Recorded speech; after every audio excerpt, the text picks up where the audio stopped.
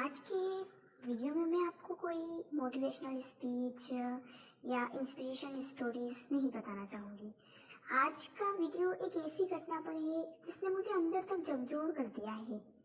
मैं इस घटना को जब मैंने सुना तो मेरा मन नहीं था कि मैं वीडियो बनाऊं, लेकिन पूरी रात मुझे नींद नहीं आई और मतलब बार बार यही चिंता है कि ऐसा कैसे हो सकता है।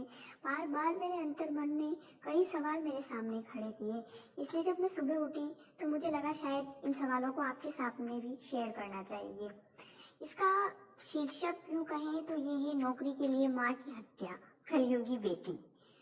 कल जब मैं अपने फ्री टाइम पर न्यूज़ देख रही थी तब एक घटना ने मेरे अंदर हलचल मचा दी। जिस माँ ने अपनी कोख में जन्म दिया उसी को नौकरी के लिए मौत के घाट उतार देना। भगवान, अब यही देखना बाकी रह गया था। कभी प्रेमियों और पत्नियों की हत्या तो कभी बेटियों के साथ अन्याय किया जा रहा है, लेकिन आज तो माँ भी सुरक्षित नहीं है। बच्चे बुढ़ापे का सहारा बनेंगी, इस मानसिकता से कितने लाड़ प्यार से हमें पाला जाता है, लेकिन वही बच्चे बुढ़ापे से पहले ही मार देंगे। ये अकल्पनीय है, अविश्वसनीय है। घटना है, पिछले साल कोर्ट में एलडीसी विजय शर्मा उर्फ विजय वशिष्ठ की मृत्यु हो गई। अनुकंपा के तहत उसकी पत्नी नीरज, जिसकी उम्र 45 साल है, उसको नौकरी मिली, लेकिन बेटी आयुषी, जिसकी उम्र 23 साल है, उसकी इच्छा यह नौकरी पाने की थी। इस कारण उसने अपनी ही मां को मारने की साजिश बनाई।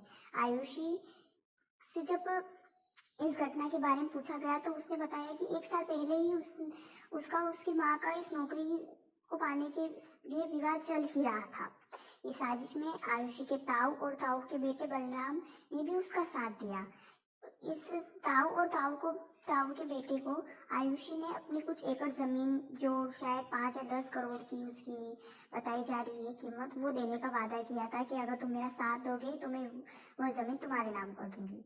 आयुषी के ताऊ ने हेमंत नाम के युवक को इस घटना को अंजाम देने का कार्य सौंपा। हेमंत ने पहले नीरज को घर के बाहरी कार से कुचलने की कोशिश की, लेकिन वह बच गई। नीरज को इस घटनाक्रम में कुछ शक हो गया था, इसलिए उन्हें घर से बाहर निकलना ही बंद कर दिया था। आयुषी ने माँ को घर से बाहर निकालने के लिए कभी नींबू मिर्च तो कभी लाल रंग फेंक कर डराया। नीरज इन घटनाओं से और ज्यादा सतर्क हो गई। उसने घर में जाली लगाकर 4 सीसीटीवी कैमरे लगा दिए, लेकिन आयुषी को माँ को मारने की इतनी जल्दी थी कि वह थोड़ा सा भी सब्र करने को तैयार नहीं थी। उसने अपने ताऊ से फिर प्लान बनाने को कहा।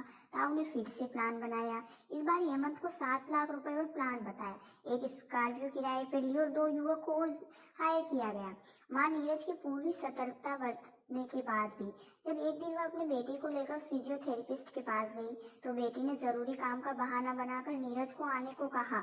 इस दौरान हेमंत और 2 अन्य लोगों ने नीरज पर नजर रखते हुए तेज स्पीड में नीरज के ऊपर गाड़ी चला दी, जिससे नीरज की मौके पर मृत्यु हो गई। नीरज के भाइयों को यह नीरज की मृत्यु मात्र एक दुर्घटना नहीं लगी, इसलिए उन्होंने पुलिस के गहन जांच करने को अनुरोध किया।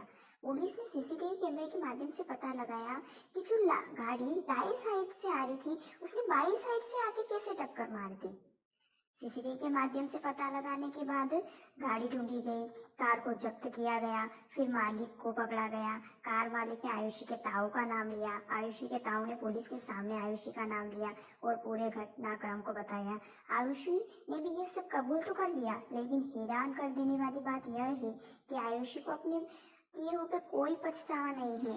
वह पुलिस को उल्टे सीधे अकड़ के साथ जवाब दे रही है। माँ केवल एक शब्द नहीं बल्कि पूरी दुनिया होती है। ईश्वर हर जगह साथ नहीं देता, इसलिए उसने माँ को बनाया है, लेकिन जब इसी माँ के जीवन को एक नौकरी की इच्छा में मार दिया जाए तब शायद ईश्वर भी अपनी नजरें ऊपर नहीं उठा पाए होंगे। लेकिन वही आयुषी जो पछतावे की तो छोड़ो अकड़ दिखा रही है।